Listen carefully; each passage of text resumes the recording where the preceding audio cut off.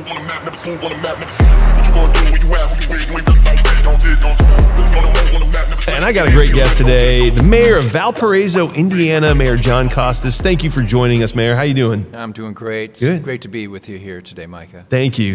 Well, Mayor, I was telling you before we started, you've got a good reputation around the state when it comes to mayoral leadership. You've been a mayor, then you had a sabbatical, if you will, and now you're back into being the mayor again. This is your first term after returning, I believe, right? Is that right. you were? Yep. Mm-hmm. You were elected, reelected. Was it 2 years ago? Yep. Okay. Yep. 2 years ago. Yeah. And Valparaiso, I think a lot of people have heard the name. Obviously, you got Valpo, the university there.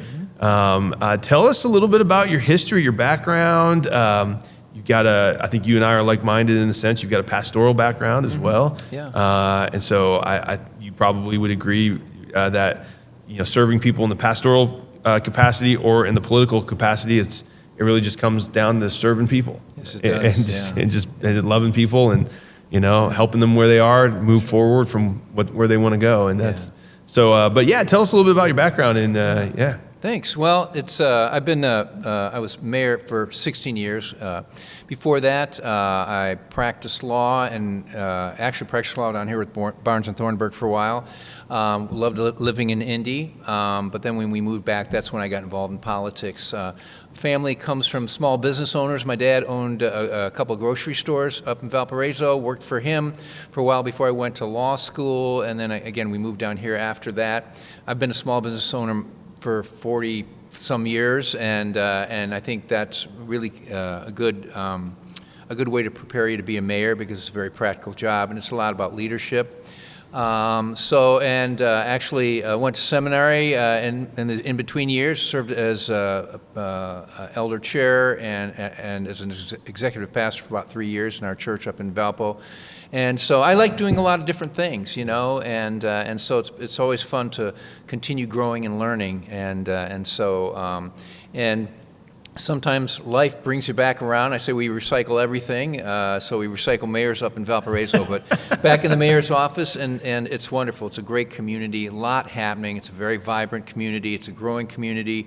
A lot of the leadership of Northwest Indiana lives in Valpo, so we have more than our share of leaders. It's got a vibrant downtown. It's really an awesome downtown. We've got events going on there in the summer almost every night. It's a beautiful downtown, very, very vibrant. We were able to remake that back in the early 2000s when the big boxes had kind of stolen away the vitality of the downtown. So we had to make it into something different. So we through various programs over the course of 10 or 20 years, we've created what I think is one of the most vibrant and beautiful downtowns in the Midwest. We've got a big pavilion. We've got ice skating during the winter right downtown.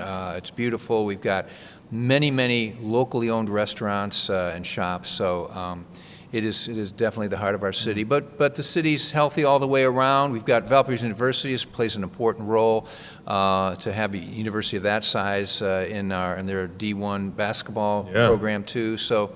They've made it to the big dance a couple times. Yeah, a couple times, right? Yeah. They got to the Sweet 16, and the shot by Bryce Drew, everybody remembers. Yeah. So yeah, and Coach Roger Powell is the new coach there. He's amazing, super good, great guy. They call him the Rev, and so he's just trying to rebuild the team. He's got a pastoral background. Yes, he does. Yeah, the Rev. And he's got a lot of energy. Yeah. He's dearly loved, and we're hoping.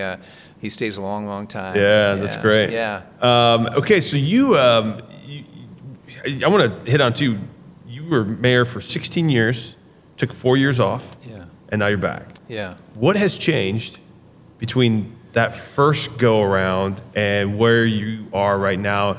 It could be culturally, it could be from a city standpoint, it could be economically. What do you feel like the challenges? 4 years doesn't seem like a long time, but it is a long time in some sense too. So. Yeah, it is. And those were COVID years. So Matt Murphy was mayor. Matt's a good friend of mine. So you passed it off to him right when COVID hit. Right. You are not a good friend, Mayor. I'm going to. Didn't see that coming, and maybe that's why he didn't run again. But he took a job with a big firm up there that Urschel's, which is a great family-owned firm. So so I mean, the thing is leaders need to know when they feel that they've accomplished what they were called to do, and it's a good time for transition. So after 16 years, I can say pretty much most of the major things that we set out to accomplish, we had accomplished, and it seemed like a good time to transition, because leaders need to understand that too. It's not about the leader, it's about the organization. And I'm always looking for other things to do. It's just life's an adventure, and I had other things that I wanted to do. I was actually in seminary at the time, wanted to finish that. So, but then when he didn't run again, there seems to be sort of a dearth of candidates. A lot of people, particularly those who are skilled in business, are thinking, why in the world would I want that job? Because it's more difficult these days. And I think the change has been, since early on, is, right now people are just on edge. It was interesting, the exit polls from the recent elections in New Jersey and New York and California. One of the questions they asked in these exit polls is, how do you feel about the state of America? And one of the responses was angry. And in all these states, almost 40% of people chose that. And, we don't have time to get into that in terms of what might be causing that, but it's making it more difficult. Last night we had a public meeting. It was really a very friendly topic. We just wanted input on planning for a certain area. We had nothing on the table, nothing proposed, but people, showed up, and a lot of them were angry, and they tried to steal the show, and it made it difficult. I had to ask one person to leave, and then once we calmed it down, it was productive. But so anyway, you've got to be patient. You've got to realize that, as mayor, you are a peacemaker, and sometimes it means holding people accountable who want to be disruptors rather than being productive. And so, you want to encourage people to speak. You want to give them every opportunity to do that, but realizing that some people might abuse that. Yeah. And that's unfair to everybody else. Yeah. The problem here was 2 or 3 people were stealing the opportunity from other people. Yep. So it's more challenging, but you just have to have patience. The other is just, the whole social media thing, which a lot of negative voices tend to take that over, and in today's, everything seems to be political in today's world, and so how do you cut through that with positive information? How do you try to keep it positive, and encourage people to be online that have a positive bent and can express good thoughts? So those are some of the challenges that Would you we're say seeing. that those challenges, even 5 years ago, were not really quite there yet? So would you, if you look back to a public meeting 5 or 6 years ago, would it have just been a pretty mundane, like people come, or do you think it's changed so much because maybe COVID and maybe like do you think that's, I think you're right. I think COVID was a turning point, and it seemed to. There seems to be a zeitgeist, that people are just, actually I give a talk on civility, and I go over a number, all the reasons that I see, whether it be algorithms or cable news or the social media and what's happening there. There's all kinds of reasons, and we need to be aware of those, but it's just got people, I think, kind of frustrated and reactionary, and so learning to lead in the midst of that and still getting things done is really important. And personally, I don't have a social media presence because I only have so much emotional bandwidth, and frankly, to be on social media a lot, I don't want to know what people are saying, because they're saying a lot of, kind of ugly things, and it's like, I'd rather not, ignorance yes, Mayor, I know that. Yeah, and so you only have so much bandwidth, and so I'd rather not know and treat them as if they never said it when they show up at City Hall. Yeah. So I think that's actually wise. That's how I do a lot. I do have a pretty big social media presence, and it's very dangerous personally if that's the case, because you can find yourself going down the rabbit hole of the negativity. And you're right, most of the people that get on and comment on social media usually typically are mad, right? It's kind of like a Yelp review. You don't leave a Yelp review if you're happy about something. You leave a Yelp review if you're mad about something, right? You want to stick it to the organization or to the person that mistreated you, or you feel unjustly mistreated. So but I've just learned I really don't read a whole lot. I'll engage sometimes with people, but usually it's more in the positive, or I'm doing it specifically so that other people who I know are watching, but they're on the sidelines. They learn how to navigate these tough questions that are being thrown out. But yeah, if you go down that, you bet it's kind of like when you go cave diving, or you better have a line that you're leaving that's going to get you back out to the cave, because you could get turned around and lost really easily in that. So. Yeah, we have a strong presence on social media for the city, and we've been doing these short videos that people seem to like. I mean, so trying to communicate effectively is very important for city, talking about the good things. But if I got on there and I started being all political, it would just rile people up. And as mayor, you're trying to be the peacemaker, you're trying to bring people together. And so I think you need to set aside a lot of your political rhetoric in honor of that position, so that you can be a peacemaker and build bridges. We always talk about leaders build bridges. Now, bridges come in many shapes and sizes. Some are super highways, and they carry a lot of weight and get a lot done because there's a strong bridge of trust. Sometimes the bridges are rickety, but it's still a bridge, and it can carry a little bit of weight, and you're always trying to make bridges stronger and build more bridges through a culture of trust, and so that's really vitally important. But things are, things are going well, and we've been able to do an awful lot of paving and sidewalk work, we're always trying to keep the city clean and in really good repair. We don't want to defer maintenance, because that's just a burden on the next generation. So our utilities are always looking 50 years out and making sure that the rates reflect paying for the increases in infrastructure now, so we don't just shove that on the next generation. So we take great pride of that. We have a great parks department. We have like 21 parks and lots of programs. So it's really going well. The other thing we started, we have an intercity bus system, which really helps what's the population? I'm sorry, Valpo. Well, it's about 35,000. We provide services to about 50,000. Center Township's 50,000. So that's probably the core of the city. So it's in between those two numbers. And then we also, one of the things we started during my first term was what's called the Chicago Dash. So we have 5 really nice coach buses going into Chicago every day for commuters.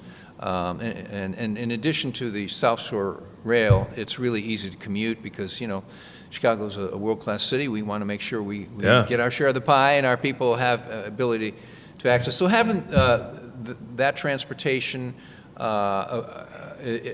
makes it easier for people to make that move. We're seeing a lot of migration from the Chicago and Illinois into, Crown Point, Valparaiso, Michigan City, Hammond, these areas. And so I'm very bullish on Northwest Indiana. There's a lot of great stuff happening there, and I think all the communities are raising the bar. I agree with that. I was just in Northwest Indiana last night. I was up in your county, actually in Porter County, and every time I go up into the region, there's so much potential, and it seems like it's starting to unlock, and especially with Illinois and their problems. A lot of people are saying, I don't know if I want to raise my family, and high taxes, there's a lot of burdens. There's, crime's especially in Chicago, crime's going through the roof. And so they're looking for places like Valpo, safe, friendly, raise a family there, clean. Great schools. Great schools, yep. So what, in your opinion, as a mayor, what makes a good mayor? I mean, if you're coaching a brand new mayor, and you say, okay, you're starting out, here's what you need to do to lay the foundation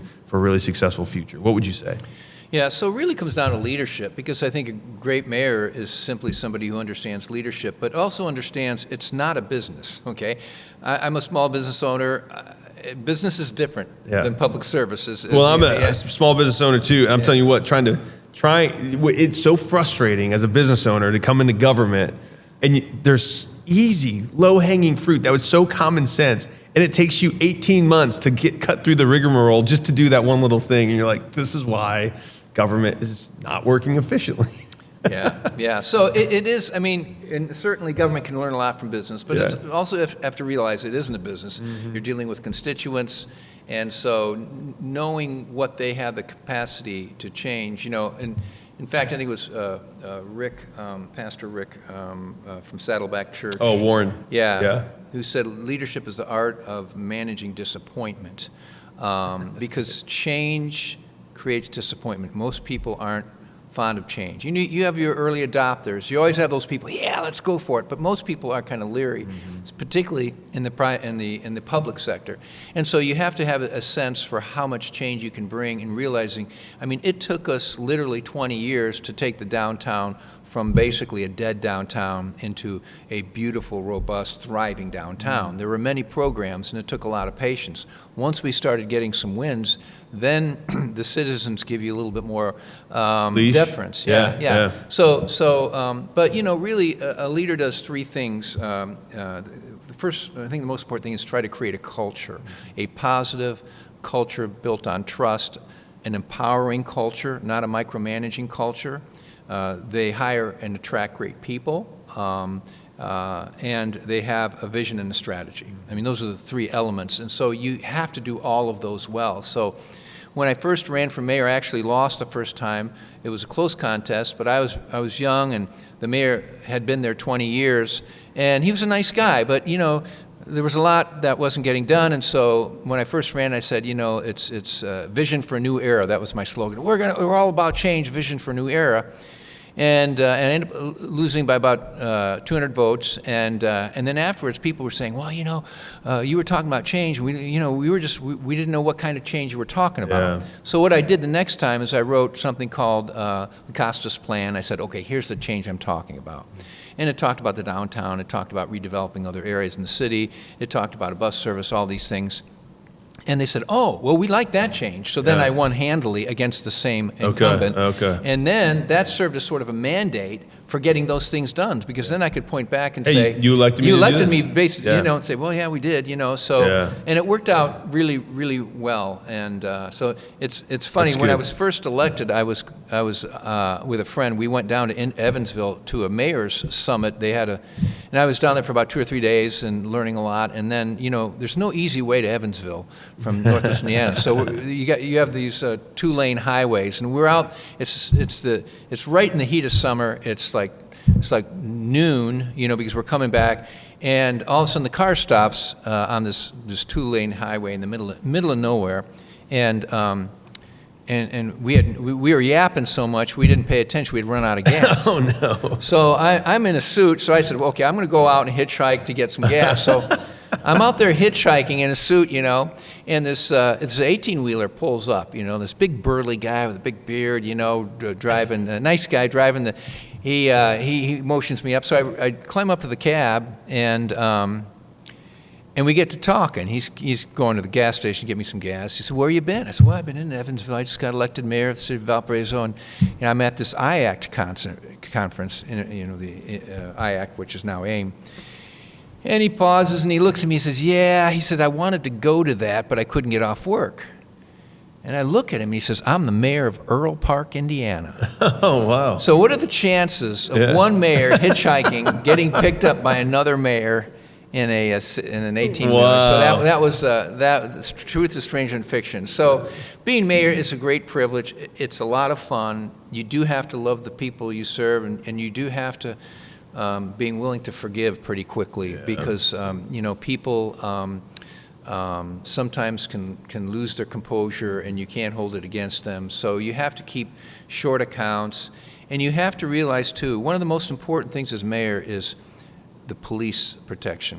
When I was elected, I knew we needed to raise the bar, and so one of our big goals was to become CALEA accredited. We're one of 18 in this state that are CALEA accredited, which means we're held to the highest standards of policing and professionalism by an independent agency year after year after year. And that has turned us into a very professional, community-oriented policing, which attracts the best and the brightest. And that is maybe the most important thing we do, because police power is very, very, it's very significant. It's very powerful, And when we talk about humility is power under restraint and used only for noble purposes. So we talk about that concept a lot, particularly in policing and in governmental services. So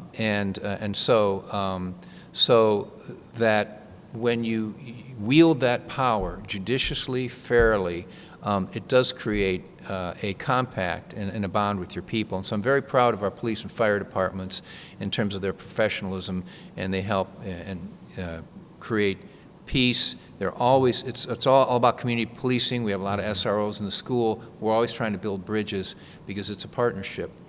And so, so that's the other, I think, one of the really significant things that we've accomplished and maintained in the city of Valparaiso. Well, it's kind of the pattern of Micah 6:8, right? To do justice, to love mercy, and to walk humbly with your God, right? So That's right. that's really leadership right there. You got to be Yeah. got to be somebody who cares about justice. So when there's injustice, you got to go out and you make it right, you know. And but you should do it with mercy in mind. We want a redemption. We want people to find even the ones that mess up and make mistakes. We want to help bring them back to redemption, but it's all got to be done with humility. If it's not done with humility, then it falls apart. So yeah, and one of the privileges as a believer, I have the privilege to pray for my city and for the people I work with. And one thing's for sure is when somebody offends you or is not fair to you or saying things about you that simply aren't true, it's better to pray for them and forgive them than to hold a grudge. And when you do that, it sort of takes that sting away, and it allows you, I think, to just realize, hey, I'm going to let that go. Forgive them; they don't know what they're doing.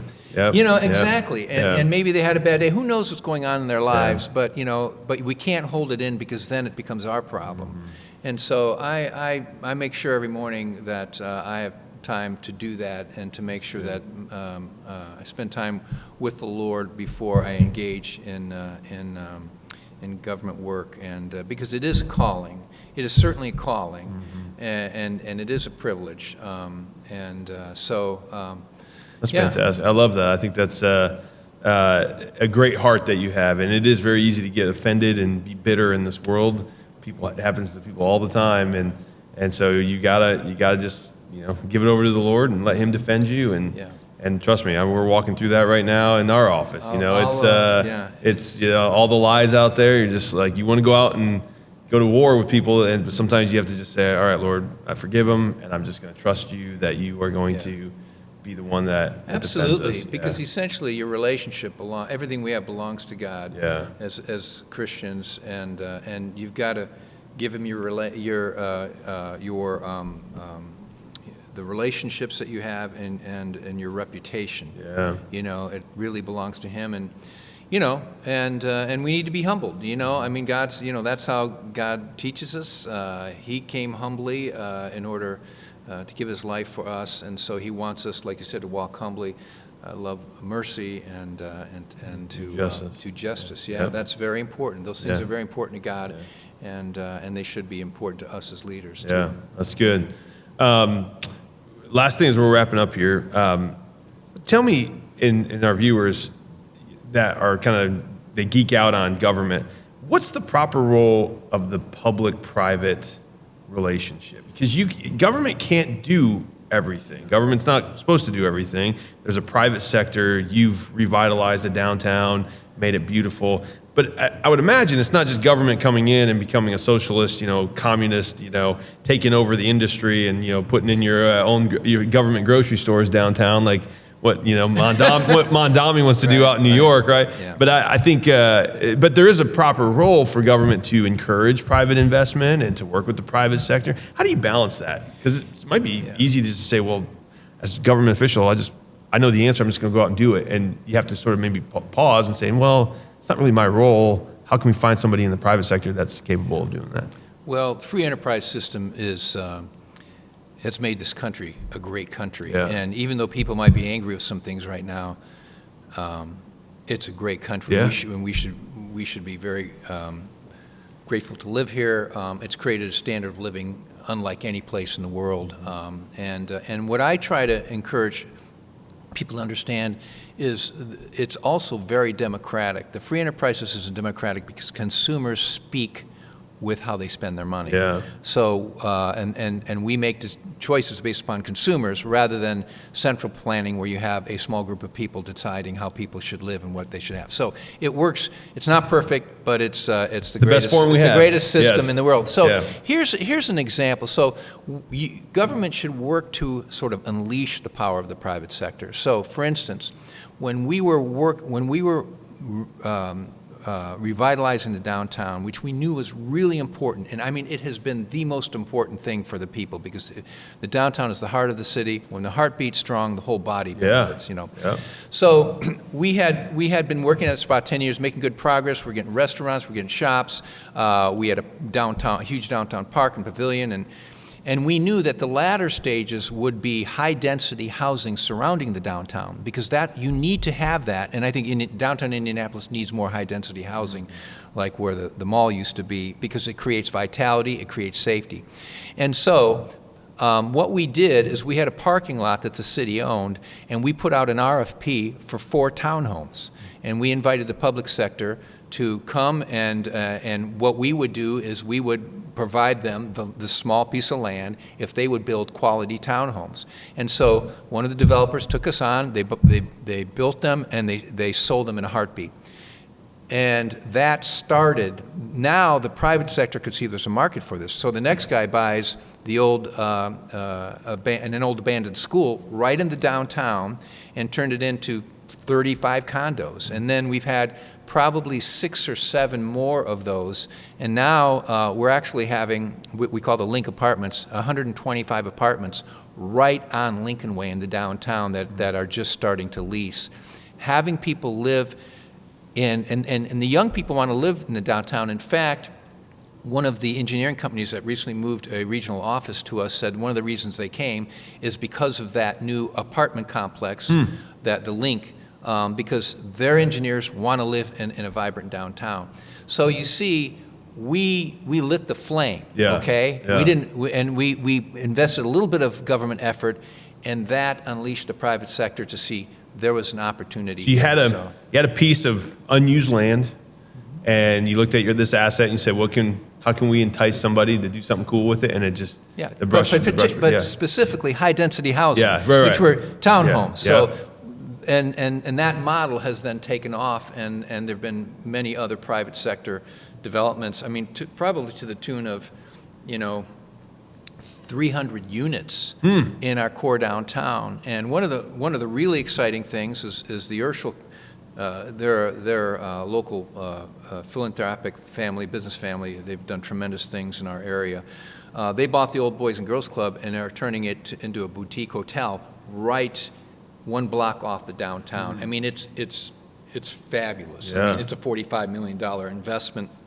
So that becomes a draw. Just like Journeyman Distillery, they took an old factory. We worked in partnership with them. In fact, I think they got plenty of IDC money, and they turned this old factory that was sitting there into a beautiful restaurant and an event facility. So these are the sorts of things where government can play a role, sometimes overcome factors like if there's environmental remediation or things that level the playing field for a project.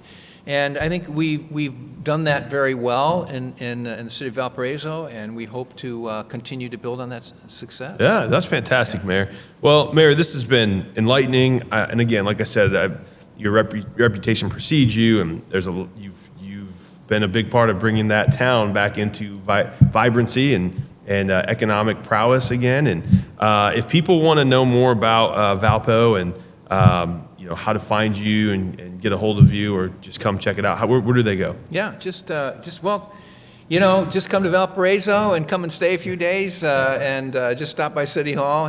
That often greeting people. They can email me, my name, Jon Costas @gmail.com. That's probably the easiest way to make contact with me. So I love it. Yeah, Lieutenant Governor, it's been really great to be here. Wish you a lot of success. Thank you. Excited about new administration, and man, Indiana's just poised. I mean, we've made some great progress. Governor Daniels and Governor Holcomb are friends and fans of mine and mentors of mine, and I know you guys are continuing that momentum. Thank you, Mayor. I appreciate it, and always a pleasure to have you on. And so keep up the good work. So, yep. Yeah, thank you.